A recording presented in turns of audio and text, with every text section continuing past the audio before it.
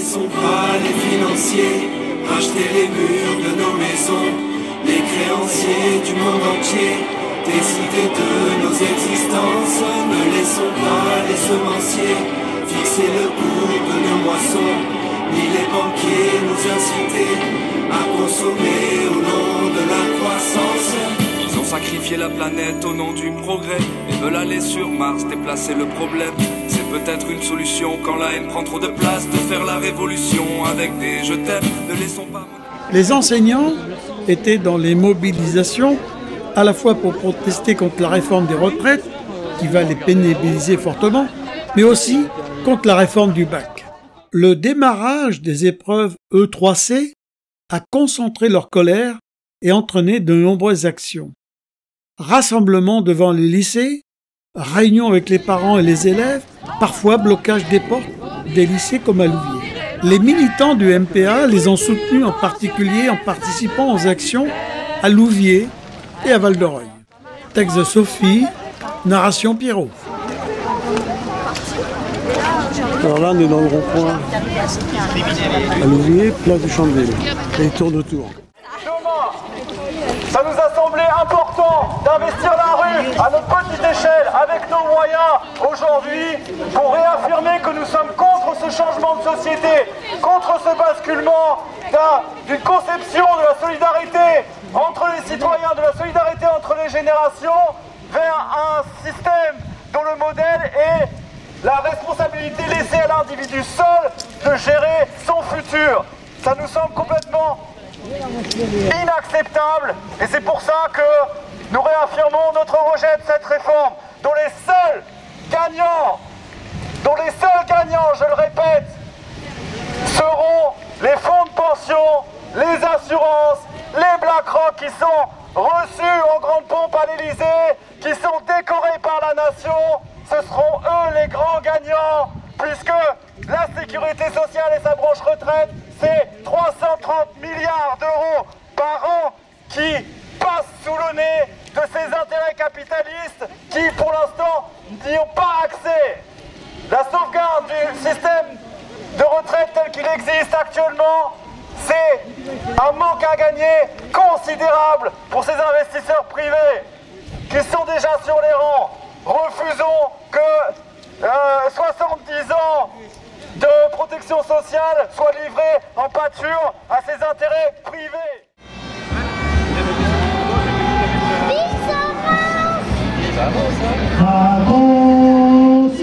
Jusqu'à présent, dans mon petit film, je n'ai que très peu parlé des grèves des cheminots et de la RATP, et pourtant, ils ont tenu bon. Un foyer de coronavirus s'est déclaré à Wuhan en Chine, un méchant virus qui fera beaucoup de morts. Depuis le 17 mars 2020, nous sommes confinés au moins jusqu'au 11 mai. Impossible dans ces conditions d'enregistrer notre camarade Yann de sa participation aux grèves des cheminots et de la RATP. Je lui ai demandé de m'envoyer des textes des grèves auxquels il a participé avec tous ses camarades. Je n'ai fait que les narrations, le plus facile.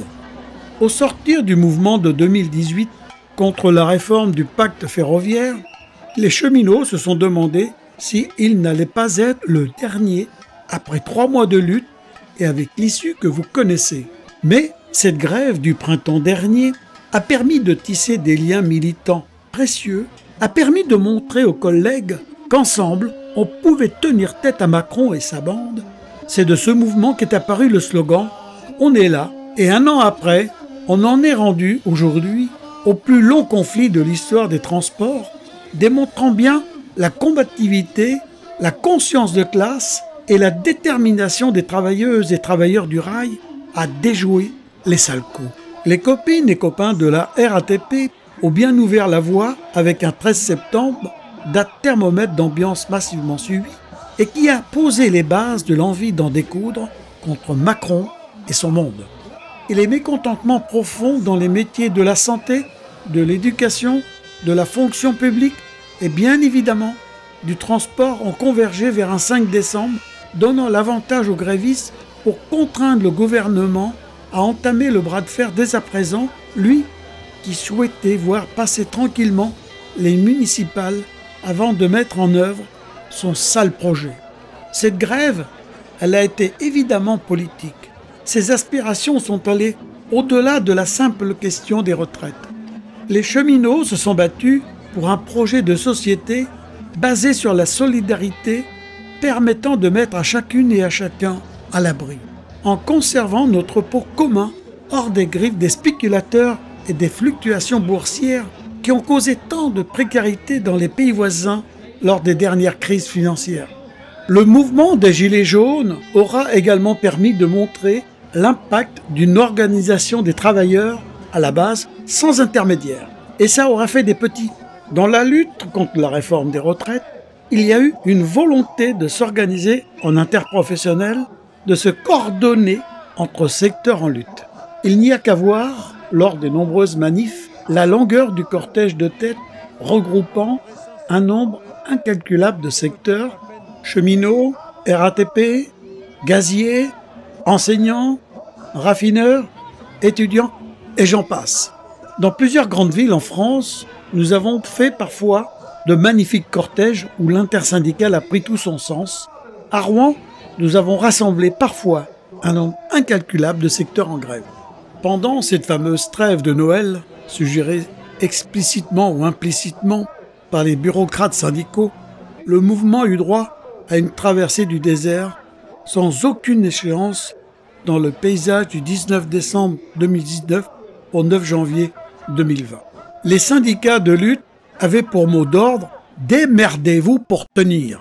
Mais grâce à l'organisation de lutte des travailleuses et travailleurs, en assemblée générale, en coordination et par l'action, le mouvement est resté actif, il est resté médiatisé, il a maintenu l'ambiance de grève dans le pays pour faire en sorte que les braises de la lutte soient encore incandescentes le jour de la rentrée et donne envie à d'autres secteurs de rentrer à leur tour dans la bataille et de relever la tête. Du 5 décembre 2019 au 29 janvier 2020, pour les cheminots, soit 55 jours de mobilisation, et le soutien de la population au mouvement n'est jamais tombé en dessous des 60%. Les caisses de grève n'ont cessé de se remplir, 115 132 € pour Saint-Lazare, ce qui, au-delà du soutien financier concret pour les plus fragilisés d'entre les grévistes, dénote la solidarité immense entre les travailleurs et envoie un message fort au patronat « Nous savons nous organiser pour tenir ». Mais la grève par procuration, ça a pu fonctionner en 1995, mais cela ne fonctionne plus aujourd'hui.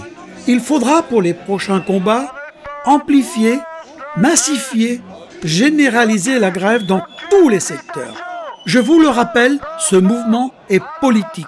Les enjeux ne se limitent pas à mobiliser uniquement les secteurs qui ont un pouvoir bloquant sur l'économie, ça fera mal au patronat, mais il sait se serrer les coudes.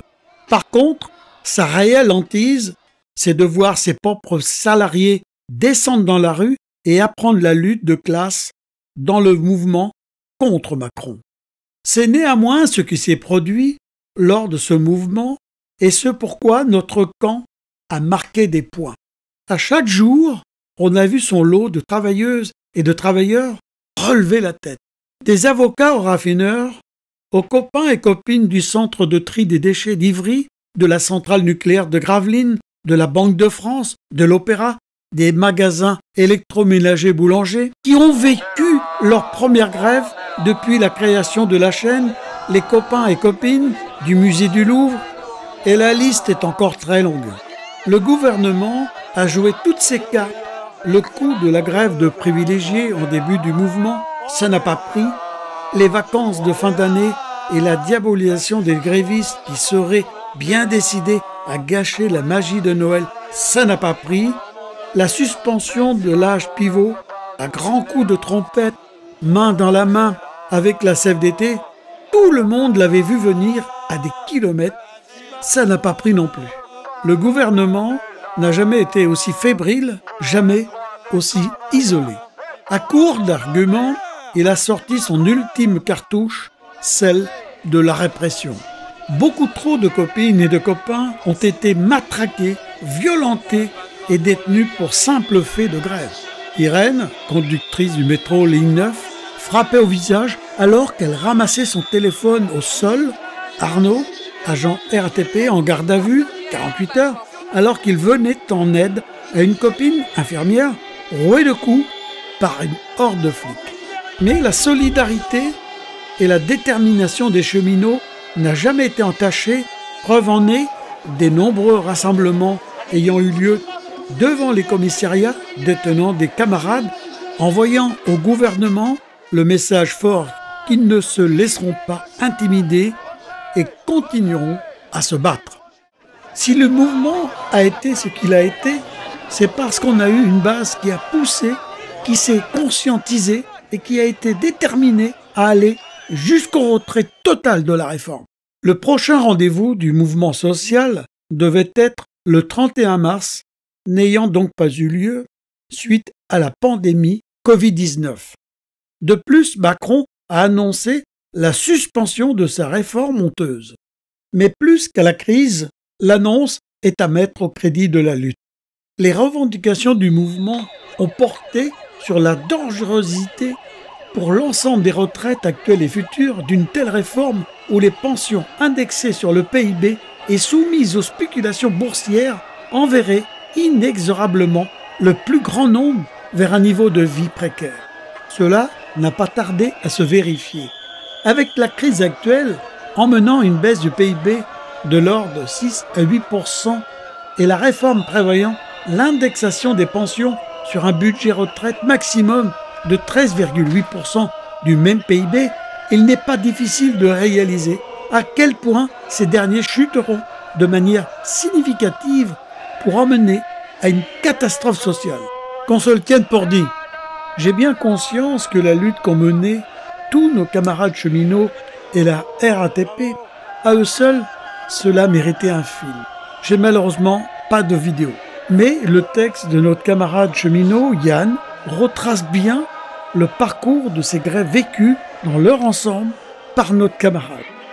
Texte de notre camarade cheminot, Yann, narration, Pierrot.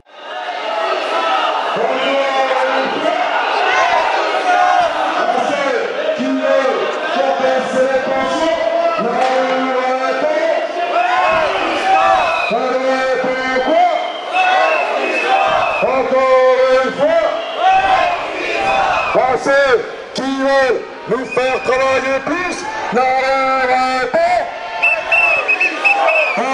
Pourquoi? Encore une fois. J'ai lu ton tweet, mon camarade, suppôt des multinationales. Putain, mon vieux, t'es mal tombé. Tu m'en veux pas, je vais pas tweeter. C'est bien tenté, bien essayé. Avec tes potes collaborants, ou d'essayer de faire passer pour des fous les indépendants. Je suis du peuple travailleur, je suis pas du showbiz à quatre pattes. Avec moi les fils du labeur, ceux qui font pousser des tomates, ceux qui en ont marre de se faire baiser par les rois de l'intermédiaire, par tous ces gens-là qui nous créent sur autour d'eux que la misère. Merci bien mon monsieur, mais non merci toi mon bon maître. Fais attention les miséreux, un jour pourraient couper des têtes à force de faire pisser les yeux de mon populaire, ouais t'en veux. Alors mon vieux, je vais t'en donner de quoi parler dans tes papiers. T'as lu la presse puisqu'il paraît, on parle de moi dans les torchons. Des fois à Bobo pour Camé qui vient paver son tir rebond pour avoir son petit truc à dire, pour mentir aux populations. Bien sûr avec les sourires du temps de collaboration, à écouter les journalismes, tous les avocats des notables, les concessionnaires du fascisme, ça y a du fric de sous la table. Ouais c'est sûr, y a du média pour aller défendre pognon. Tu sais tous ces gens-là qui paient, publicité dans les torchons. Moi je resterai point levé du peuple des indépendants. Moi j'y peux rien si je suis né du peuple des manifestants. Faut boycotter collaborants, il faut protéger nos cultures, puisqu'ils viennent violer nos chants, piétiner nos littératures. Puisque mon cœur est compagnon de ces gens-là le point levé, toujours en moi l'insoumission contre les maîtres des progrès. Je resterai le paysan sur les tablés, sur le papier, contre les macros du pognon, contre les rois des enculés. La société t'es pas contente quand on te traite de vieille salope. Tu trouves vulgaire les mots d'en bas. Attends, vas-y, je m'allume une clope. Je vais te raconter un peu d'ici, la gueule que t'as pour la misère. Tous les quotidiens de cercueil, à la fin du mois qui galèrent. Agriculteurs prêts au suicide, instituteurs en dépression, toujours pour nourrir les avides. Du grand culte consommation, et tu expées les mains dans la suie pour t'éviter les rébellions. Faudrait pas trop que les ordures remontent trop au nez du pognon. Peuple de collège, de lycée, laissé au porno et au joint. Ouais mais t'as raison société, fallait mieux enlever le latin. Ouais puis surtout dans cette époque où chacun cherche une origine, faut mieux réformer l'orthographe, oublier les gréco-latines. Ben ouais la Grèce, ma société, tu sais, le berceau des cultures, le pays d'où viennent tes musées, puis d'où vient ta littérature. Non, toi tu préfères la saigner pour enrichir sur les banquières. Mais toi tu paries sur des dettes pour mieux saigner les ouvrières. On sont mieux avec leur iPhone pour les éduquer à la cune. Le progéniture des misères de ceux qui feront jamais fortune. Ça licencie des ouvriers, ça fait des peuples de chômeurs.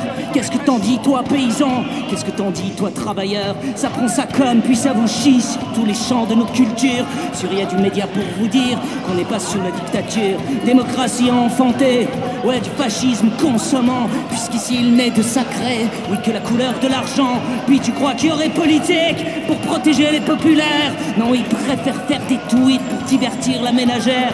Pour eux la culture c'est sucer les petites ricaines stars de ciné. C'est pas pour le prix des tomates, c'est pas pour le cœur ouvrier. Dessinateurs assassinés, des salles de concert en charnier. Puis t'as qu'à voir un peu les feux d'artifice au 14 juillet. Et ça va t'envoyer des bombes, ouais pour flinguer l'ami syrien. Quand y a du pétrole faut que ça tombe sur des pays pauvres, des gamins. Et continue les attentats, et continue la propagande pour les soupes opéras du soir, puisque le peuple en redemande. Entre les pestes et choléra, surprolifère la pourriture de ces tristes pays perdus qui pissent eux-mêmes sur leur culture, qui violent eux-mêmes ou leur histoire, puis qui vont parler d'identité pour passer 2 ans dans la rue pour ou contre le mariage gay. Puis à Karim, qui galère, tu sais, juste pour se trouver un toit. Tu sais, pour les délits de faciès, nous on attend toujours tes lois. Ouais, je sais, c'est dur à rentrer dans ton petit cerveau société, mais faudra bien que tu te foutes dans le crâne qu'Ahmed est un prénom français. Y a pas à dire ma société, t'as raison, t'es pas une salope, t'es une grande dame, puis t'as raison, il vaut mieux interdire la clope. Continue comme ça mon pays, puis t'as qu'à voir de l'autre côté de la Manche ou bien de l'Atlantique à quoi ils mènent tes progrès. Du Brexit ou bien des ricains, l'humanisme à l'anglo-saxonne, ceux qui bombardent des pays pour vous vendre des téléphones. Ouais mais le peuple il est content, ouais d'avoir vendu ses enfants contre un peu de calme au dîner. Et puis les singes aiment bien cliquer, peuple d'écolières, d'écoliers, putain qu'on a laissé violer par des peuples enculés sur de la Silicon Valley. Ceux qui censurent les pères de saints pour mettre des guerres en direct. Ben ouais mon vieux, chez les mondains ça fait du blé quand tu te connectes. Mais toi t'es pas collaborant, oh non ouais toi t'es révolté.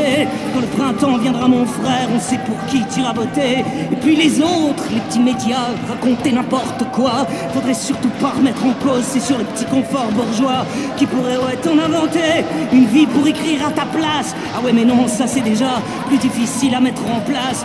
Paraît qu'il a pété les plombs. Non mais ces chansons divulguées en MP3, les littéraires. Ouais ben alors, la belle affaire, y a pas de quoi en chier une pendule. Puis t'as vu, il a dit salope. Puis il paraît même qu'en concert, il boit du whisky, fume des clopes. Mais ferme-la, quand on sait pas de quoi on parle, on ferme sa gueule. T'as cru qu'on était un troupeau, ou bien qu'on était potes, ma gueule. Toi la cynico-responsable, je crois ma vieille, d'où on en est.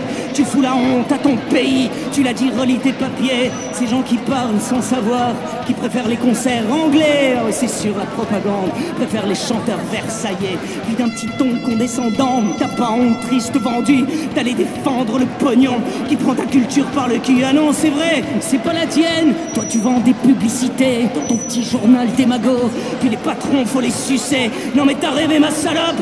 Tu crois que tu t'es gouré de trottoir? Je suis pas de celles qui vont tapiner pour aller vendre un accessoire. Rends-toi utile à quelque chose, tu renvoies-moi un exemplaire. Tu sais ça me servira toujours pour me torcher les soirs de bière. C'est sûr y a ceux qui font des tweets, puis ceux qui font des littéraires.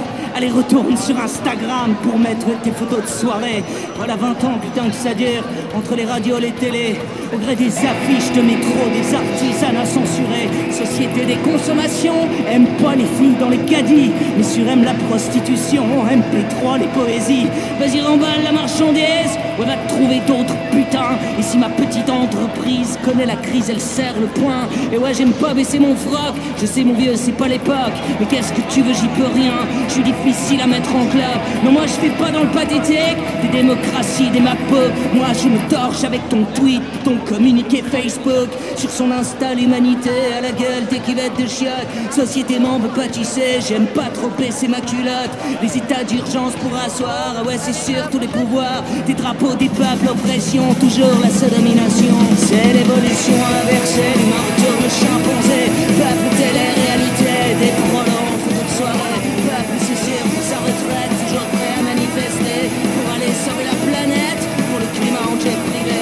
Peuple, clodo sur les avenues, peuple, les comptes au Panama. Peuple préfère rester coquet, peuple préfère cliquer, je crois. Peuple, descend pas dans la rue pour les chômeurs, pour les clodos. Le peuple aime bien donner son cul, son satin sans les collabos. Des millions par milliers, allez applaudir des DJ. Des millions pour aller voter, toujours pour les mêmes enculés. Des millions pour gagner sa place, le public joue dans les charniers. Des millions pour aller prêcher, des millions pour aller prier. Des millions dans des stades, et pour voir un ballon rouler. Des millions c'est mort camarades, y'a que les millions qui font rêver. Des millions de pauvres, des millions de pauvres, des millions de pauvres. Des millions de pauvres, des millions de pauvres, des millions de pauvres. Allez peuple manifestant, vas-y ramène-moi l'échafaud. Des radios de merde à gogo, surtout abreuver les ghettos. Peuple de blogueurs lettrés, peuple d'abrutis dépilés du cerveau, peuple tatoué. Putain mon vieux c'est pas gagné. Peuple d'animateurs télé, y'a du people à l'Élysée. Peuple bobo, peuple bourgeois, mais populaire retenez-moi. Et puis est-ce que tout ça finira un jour sur l'échafaud, je crois. À la merde qui fait la France, faudrait rétablir la potence. Des millions de pauvres, des millions de pauvres, des millions de pauvres.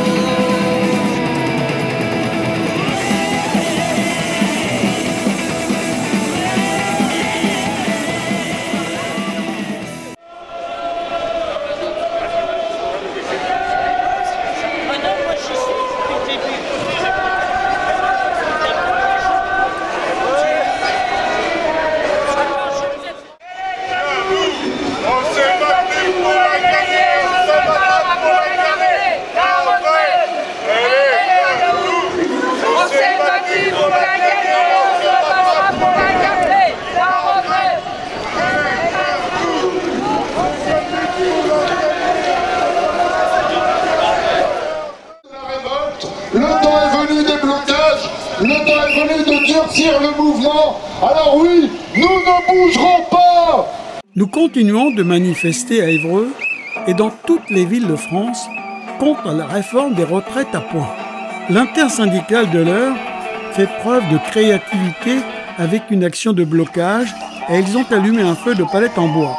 Alors c'est un carrefour très important parce qu'il y a beaucoup de circulation d'une part, où circulent beaucoup de poids lourds, des véhicules légers, d'autres pour aller en direction de la gare. Bref, il y a énormément de circulation dans ce carrefour. Donc c'est une action très importante. La police, elle laisse faire. Bon, on va pas s'en plaindre non plus. À Rouen, ils cognent fort ces charognes de flics. À Évreux, c'est plus cool. Soyez sûrs, ce qui se passe au CHV, dans les urgences de France, ne peut pas arriver à l'écran.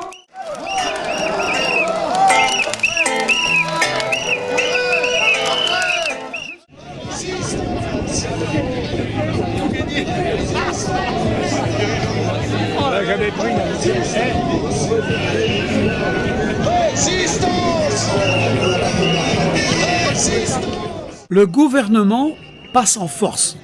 Le Premier ministre a engagé ce samedi, 29 février, peu après 17h, devant l'Assemblée nationale, la responsabilité du gouvernement pour faire adopter sans vote le projet de réforme des retraites. Au 13e jour, Édouard Philippe a dégainé le 49.3. Les députés ont 24 heures pour déposer une motion de censure qui doit être débattue dans les 48 heures suivantes. Si la motion est adoptée, le texte est rejeté et le gouvernement renversé. Dans le cas contraire, le texte passe sans vote à l'Assemblée. Or, tout le monde qui était dans la rue savait qu'un jour ou l'autre, il utiliserait le 49.3. Il y a les élections municipales du 15 et 22 mars, il fallait vraiment que ce vote à l'Assemblée nationale soit voté avant les élections, c'est évident. On le savait tous. C'est ça la démocratie. Ou plutôt une dictature, bon, enfin, chacun le prendra comme il veut.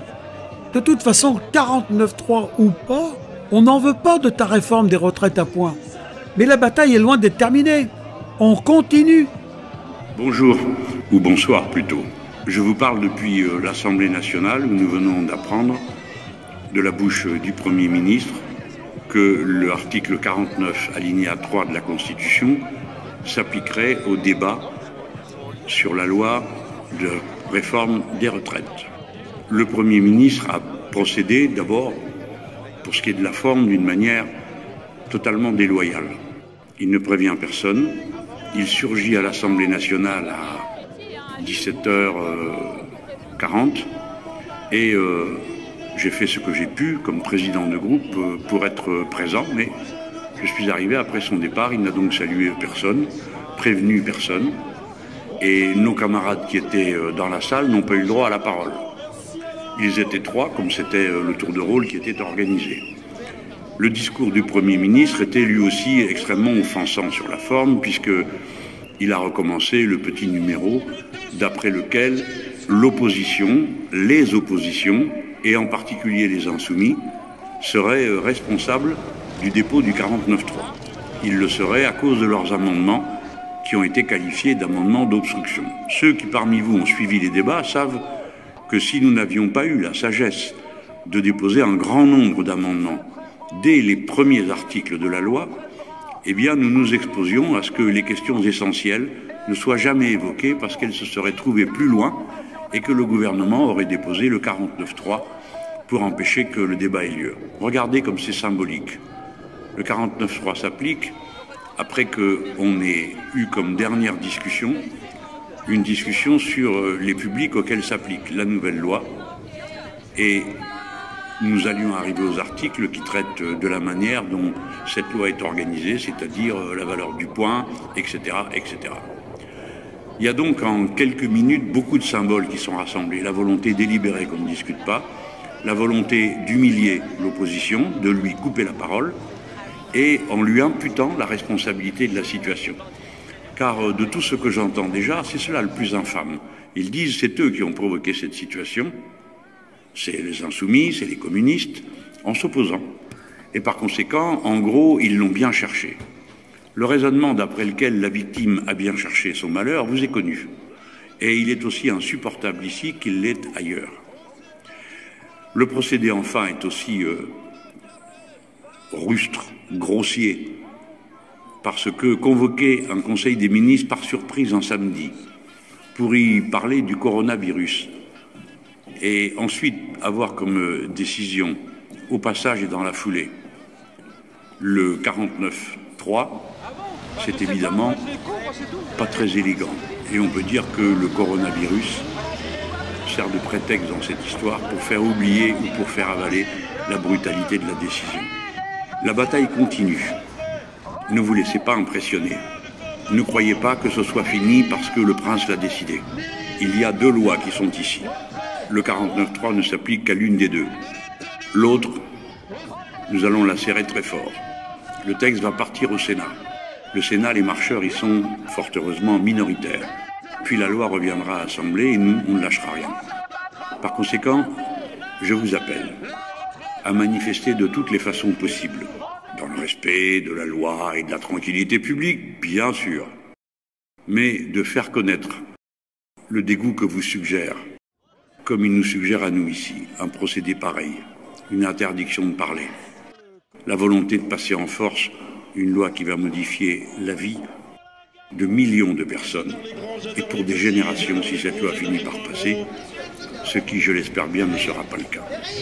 C'est en fait l'incapacité du gouvernement à répondre à nos questions générales sur cette baisse programmée des pensions de retraite, mais aussi nos questions précises sur les enseignants, nos questions précises sur les pêcheurs, nos questions précises sur les agriculteurs, qui les conduit en fait à mettre fin au débat et à utiliser le 49.3 qui est un véritable passage en force. Et en plus, non seulement ils sont seuls face au Conseil d'État, seuls face aux syndicats, seuls face aux 2 tiers des Français qui rejettent cette réforme, seul là, face aux oppositions de droite comme de gauche à l'Assemblée nationale, mais en plus je trouve qu'il y a dans leur manière de faire une certaine lâcheté de venir utiliser le 49.3 un samedi après-midi en plein moment de coronavirus en espérant que ça passe en catimini. Donc je trouve qu'ils ajoutent à leur solitude en France, ils y ajoutent une certaine forme de lâcheté.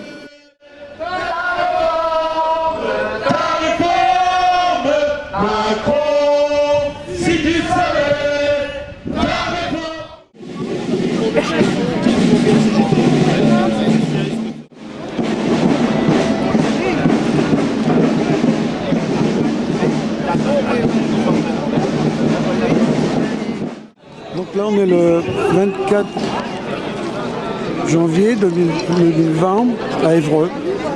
Et c'est aujourd'hui que Macron dépose au Conseil des ministres sa nouvelle réforme de retraite à points. Donc on espère que... L'Organisation mondiale de la santé a annoncé début janvier 2020 qu'un nouveau coronavirus pouvait être à l'origine d'une épidémie inconnue apparue en Chine le 8 décembre 2019 à Wuhan. Depuis cette date, le Covid-19 s'est propagé dans le monde entier. La ville de Wuhan compte 11 millions d'habitants. Wuhan est la capitale de la province de Hubei, en Chine, dont elle est la capitale. La ville se situe à environ 1150 km au sud de Pékin, à 700 km à l'ouest de Shanghai. Zhong, un scientifique chinois de renom, affirme que le Covid-19 se transmet entre humains. Le 30 janvier, l'OMS déclare l'urgence internationale. Le 6 février, décès du lanceur d'alerte du Dr Li Wenchang, médecin à l'hôpital central de Wuhan. Ce jeune lanceur d'alerte avait tenté, avec d'autres confrères, de mettre en garde les autorités chinoises sur la gravité de la crise sanitaire à Wuhan et le danger de la maladie. Le docteur Li Wenchang est mort jeudi 6 février 2020 du coronavirus. Dans le cœur des Chinois, il est non seulement devenu un modèle d'honnêteté et de transparence, mais également une tragique victime d'un système politique oppressif et corrompu. Le 25 janvier, Wuhan est confiné. À partir du 9 mars en Italie, du 15 mars en Espagne, du 17 mars en France et en Belgique, du 22 mars en Allemagne et enfin du 23 mars au Royaume-Uni. Le 20 mars, les États-Unis sont touchés à leur tour. Le 10 mars, l'Europe est confinée. L'Europe est devenue l'épicentre de la pandémie. Le 12 mars 2020, 20h, intervention de Macron à la télévision pour annoncer la fermeture des écoles contre le coronavirus. Dès lundi et jusqu'à nouvel ordre, les crèches, les écoles, les collèges, les lycées et les universités seront fermés. Pour une raison simple, nos enfants et nos plus jeunes, selon les scientifiques toujours, sont celles et ceux qui propagent, semble-t-il, le plus rapidement le virus, même si pour les enfants, ils n'ont parfois pas de symptômes. Et, heureusement, ne semblent pas aujourd'hui souffrir de forme aiguë de la maladie. C'est à la fois pour les protéger et pour réduire la dissémination du virus à travers notre territoire. Un service de garde sera mis en place. Région par région, nous trouverons les bonnes organisations pour que, en effet, les personnels qui sont indispensables à la gestion de la crise sanitaire puissent faire garder leurs enfants. Le premier tour des élections municipales du 15 mars sont maintenus. Alors on ferme les écoles, mais on va voter quand même. Le Premier ministre, Édouard Philippe, dit « c'est cohérent d'aller voter et sans risque ». Lors de ce premier tour des élections municipales, le minimum de sécurité n'était même pas assuré. Il n'y avait pas de masque, rien du tout. C'est honteux et criminel. Un manque minimum de mesures d'hygiène, ce premier tour des élections n'aurait jamais dû se tenir. Les risques étaient bien trop graves. Le Covid-19 est déjà présent en Europe, l'Italie, en France. Alors pourquoi maintenir ces élections municipales du premier tour? Le sénateur Gérard Larcher, président du Sénat, demande à Macron de maintenir le premier tour des élections municipales. Il dit à Macron qu'il pourra compter sur les sénateurs LR. Le 17 mars, on est confiné. Le même sénateur ne se démonte pas. Il dit Si j'avais su que le risque était aussi grave, je n'aurais pas demandé de maintenir ce premier tour des élections municipales. C'est un peu gonflé quand même parce que il n'y avait aucun masque, il n'y avait rien du tout. Les risques étaient grands d'attraper ce virus. Moi, je fais partie des gens qui me disaient qu'il ne faut pas maintenir ces élections municipales. Se rendre aux urnes pour aller voter avec tous les risques que cela encourt et toutes les contraintes est inacceptable. C'est même criminel. Nous serons confinés du 17 mars au 11 mai. Avec le Covid-19, l'humanité est confrontée à ses limites. Ce virus met à mal toute l'économie mondiale. Le moment est peut-être venu de tout changer au lieu de s'en inquiéter. Il est temps de mettre fin à un tel système qui soutient l'austérité et la concurrence fiscale à l'encontre de la solidarité et de l'entraide. La crise du coronavirus marque-t-elle la fin du modèle capitalisme? Nous ne sommes pas responsables de leur politique antisociale. Importer des marchandises du bout du monde uniquement pour la course au profit, la course au fric, rien d'autre. Importer des marchandises du bout du monde qui polluent notre planète et qui ne sont pas toujours d'une nécessité absolue. Ce système capitaliste ne pense qu'à s'enrichir au détriment de nos vies. Nos vies valent mieux que leur système pourri. Nos vies valent mieux que leur système de fric. Si cette crise pouvait provoquer la révolution et en finir avec cette politique de fric, en finir avec le capitalisme. De toute façon, le Covid-19 va mettre à rude épreuve leur système, leur décompte a sonné.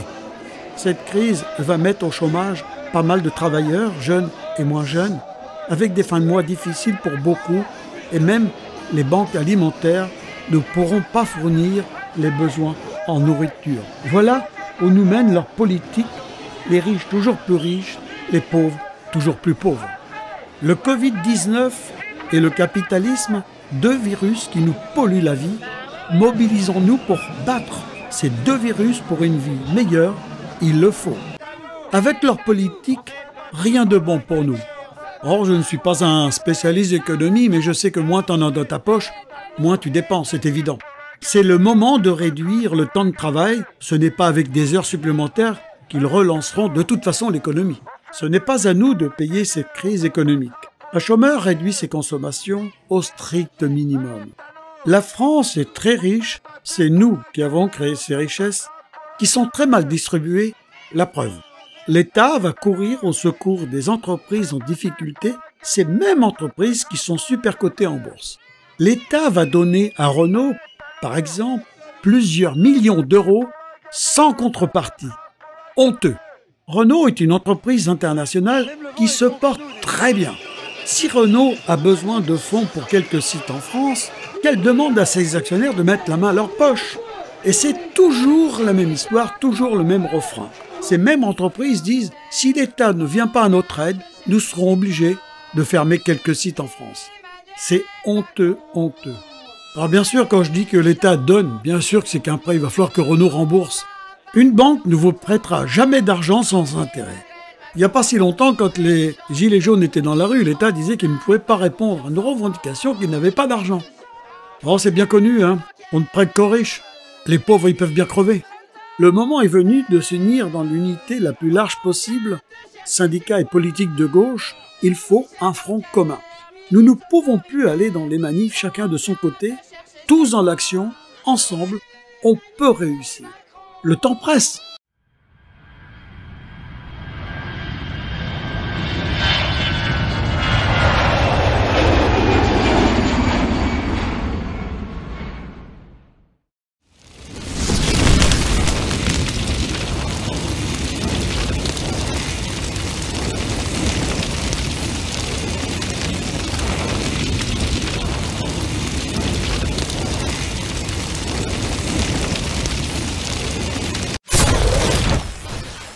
Du VIH, de la grippe aviaire à Ebola, du Covid-19, les grandes épidémies naissent lors des contacts trop rapprochés entre les hommes et les animaux sauvages.